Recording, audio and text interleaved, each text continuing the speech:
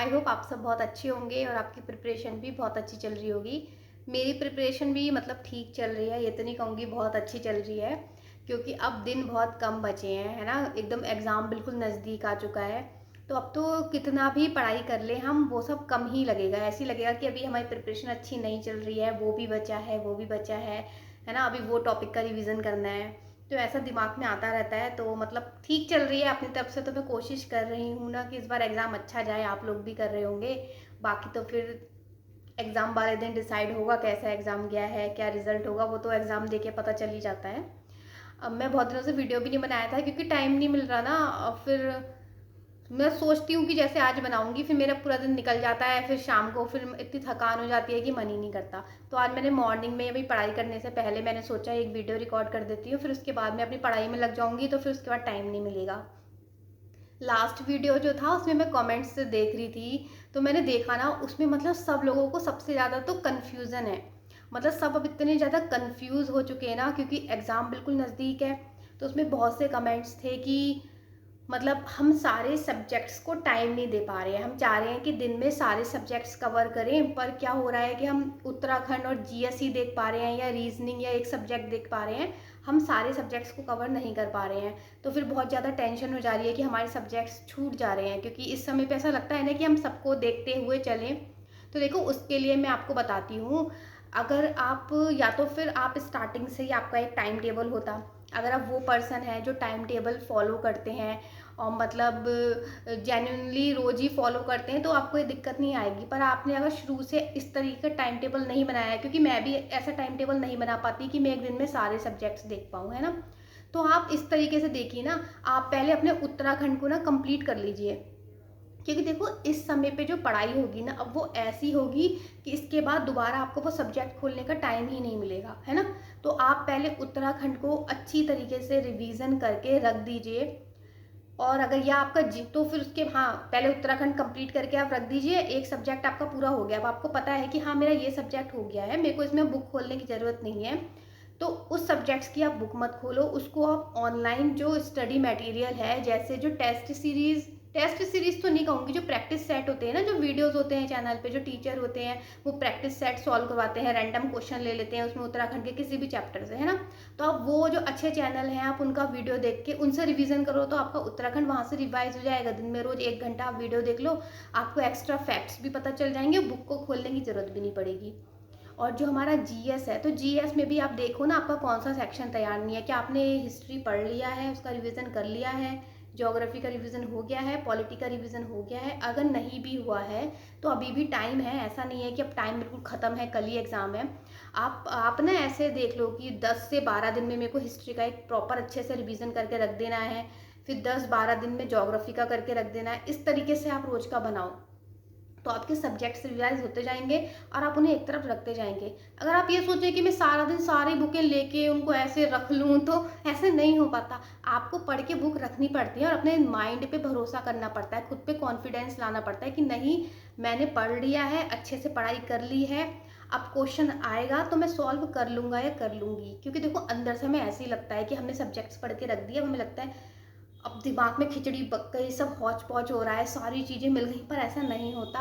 अगर आपने अच्छे से पढ़ा है, आपके सामने क्वेश्चन आएगा, उसके 4 ऑप्शन आएंगे, तो आपका जो माइंड है ना, वो आपको खुद उसका आंसर बता देगा कि ये 3 तो हो नहीं सकते, ये वाला होगा। और अगर हम बहुत अच्छे से पढ़ते हैं ना, तो क्या होता है कि जब कोई क्वेश्चन हमसे पूछा जाता है या सामने कोई क्वेश्चन लिखा होता है ना, तो हमारे माइंड में, पता है, वो ना किताब खुल जाती है अपने आप ही। आप सोचोगे ना, तो आपके दिमाग में अपने आप ही वो कॉपी खुलेगी जिसमें से आपने पढ़ा था, और वो राइट में लिखा था, लेफ्ट में लिखा था, ये भी हमारे दिमाग में छप जाता है, पता है, वो भी पता चल जाता है। तो आप ना ज़्यादा परेशान मत होइए, पर आप जो सब्जेक्ट पढ़ रहे हैं उसे बहुत अच्छी तरीके से रिवाइज कर लो। इस तरीके से रिवाइज कर लो कि अब दोबारा मौका नहीं मिलेगा।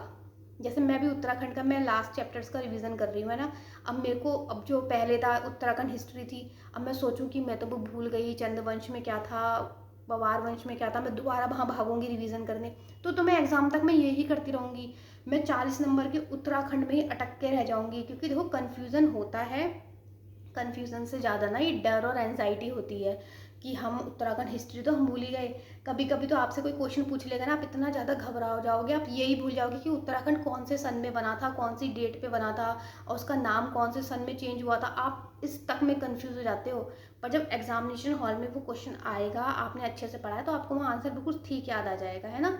तो घबराइए मत, अपनी तैयारी पे भरोसा रखिए और एक एक सब्जेक्ट कंप्लीट करके उसे रखते जाइए। उसको ऐसे सारी किताबों को अपने पास ऐसे जमा के बैठोगे तो नहीं हो पाएगा। आप रखते जाओ किताबें पढ़ पढ़ के। और जो हमारे प्रैक्टिस सेट है ना, ऑनलाइन कोई भी अच्छा सा चैनल आप सब्सक्राइब करो। चैनल सब अच्छे होते हैं, सारा कंटेंट अच्छा है, पर वो आप किस में कंफर्टेबल है ना, वो आपको देखना पड़ेगा। कौन से चैनल से आप कंफर्टेबल है, कौन से टीचर्स का आपको मतलब पढ़ाई समझ में आ रही है ना। तो आप उन टीचर के जो प्रैक्टिस सेट है ना, आप रैंडम यूट्यूब पे डाल दो, बहुत सारे आ जाएंगे। फिर जो आपको अच्छा लगेगा आप वो देखो, उनसे ना तैयारी करो, अपना रिवीजन करो। उत्तराखंड के वो क्वेश्चन क्या क्या पूछ रहे हैं, क्या आपको उसका आंसर आ रहा है या नहीं आ रहा है। नहीं आ रहा है तो कोई बात नहीं है ना, 100 में से 100 क्वेश्चन तो ना आ जाएंगे, हमें कुछ तो ऐसा होता ही है ना जो छूट जाता है। तो उसमें घबराने की बात नहीं है। अगर हाँ आपने पढ़ा है फिर भी आपको नहीं आया, तो आप बुक खोल के फिर उस चैप्टर का एक बार रिवीजन कर लो। ऐसे आपको पता भी रहता रहेगा आपको बुक्स में कितनी चीज़ें याद हैं, कितना आपका दिमाग भूल गया है, तो आप इस हिसाब से रिवीजन करो। सारे सब्जेक्ट्स रोज लेके चलने की जरूरत नहीं है, जो पढ़ लिया है वो रख दो। और जो बजट, इकोनॉमिक सर्वे और जो हमारा जनरल मतलब करंट अफेयर्स है, वो अभी सितंबर के लिए रख दो। 1 तारीख से वो देखेंगे। 21 तारीख को एग्ज़ाम बताया है ना। अभी तो मतलब मेरे को लग रहा है 21 को हो ही जाएगा, वो तो उसमें लिखा है ना, वो टेंटेटिव टेंटेटिव क्या वो हो ही जाएगा। तो सितंबर के लिए आप वो रख दो। वो सारी चीज़ें सितंबर में आप देख लेना, रिवाइज कर लेना। वो एकदम ताज़ा ताज़ा रिवाइज करा होगा ना, तो एग्जाम में याद भी आ जाएगा। क्योंकि उसमें बहुत सारे आंकड़े और डिजिट वगैरह होती हैं, है ना, इतने लाख, इतने करोड़, इतने परसेंट, तो वो सब आप तब याद करना। याद तो आप मतलब पहले आपने लिखा तो होगा ही ना कॉपी में, तो दिमाग में तो होगा, उसका एक बार रिवीजन आप तब कर लेना सितंबर में। तो अभी के लिए आप ये 3 सब्जेक्ट्स लेके चलो, अपना उत्तराखंड, जीएस और हिंदी।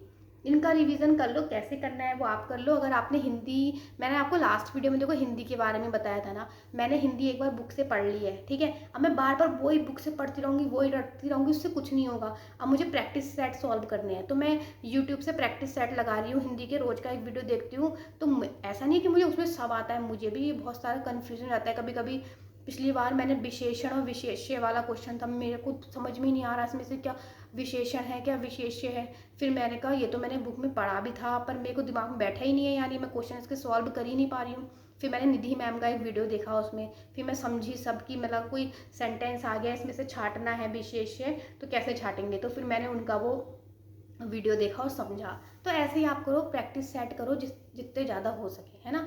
और अब मुझसे कोई पूछा था कि टेस्ट सीरीज़, अब टेस्ट सीरीज़ कैसी है, देखो योगेश सर की टेस्ट सीरीज़ सही है, अच्छी है, जैसे सारे टीचर पेपर सेट करते हैं उन्होंने भी करा है। कभी कुछ कोई टेस्ट पेपर इजी होता है, कभी कोई डिफ़िकल्ट होता है, कभी किसी में 60 नंबर बन रहे हैं, किसी में 70 बन रहे हैं, किसी में 75 बन रहे हैं, किसी में बहुत गंदे नंबर बन रहे हैं। तो टेस्ट सीरीज़ में तो ये होता ही है, ऐसा नहीं है कि सब में मेरे 80 नंबर बनेंगे, 75 बनेंगे, ऐसा कुछ नहीं होता। टेस्ट सीरीज़ हर टीचर खुद ही तो बनाता है, वो कोई जो एग्जामिनर है, जो पेपर सेट कर रहे हैं, वो लोग थोड़ा ना बना रहे हैं, जो टीचर हमें पढ़ा रहे हैं वही बना रहे हैं अपने हिसाब से। तो वो तो बस खुद को एक टेस्ट करने का, अपना टाइम मैनेजमेंट करने का ही जरिया है। मेरे को तो यही लगता है, मैंने आपको बताया भी था, टेस्ट सीरीज सिर्फ टाइम मैनेजमेंट के लिए है और थोड़ा रिवीजन के लिए है। अगर आपने नहीं खरीदी है तो ऐसा ज़रूरी नहीं आपको खरीदना ही है, उसे खरीद के ही हो पाएगा। अगर आप नए नए हैं तो मैं तो ये कहूँगी नहीं खरीदिए तो मत खरीदो, 1 महीना पहले पता चला आपने टेस्ट सीरीज ले लिया, उसके बाद आप और पागल हो गए कि अरे इसमें तो हमारे 55 नंबर बन रहे हैं, हमारी तो कोई तैयारी ही नहीं है, और आपको डीमोटिवेट हो जाओगे, कॉन्फिडेंस सब धरा रह जाएगा। इससे अच्छा है प्रैक्टिस सेट सॉल्व कर लो, प्रैक्टिस सेट सॉल्व करो, नए नए क्वेश्चन सीखो। और बाकी जो टेस्ट सीरीज होगी ना वो 21 सितंबर को ही खुलेगी, सोचो वही टेस्ट सीरीज है, बस वही पेपर सॉल्व कर देना फिर अच्छे से पढ़ के।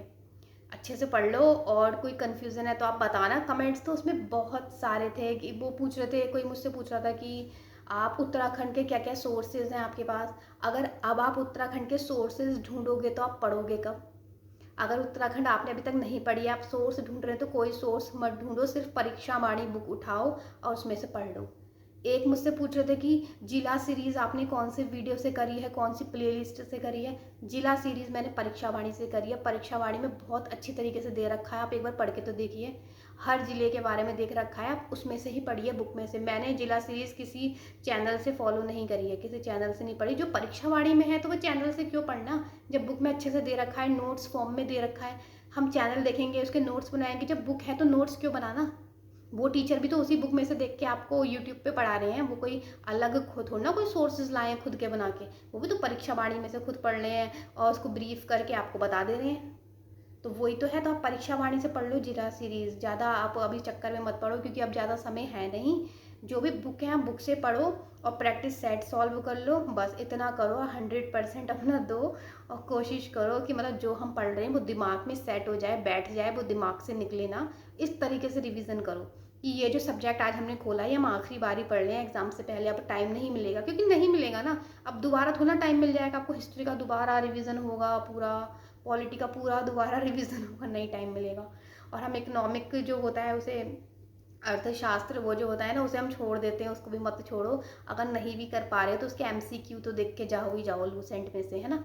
लूसेंट में से उसके एमसीक्यू देख के जाना।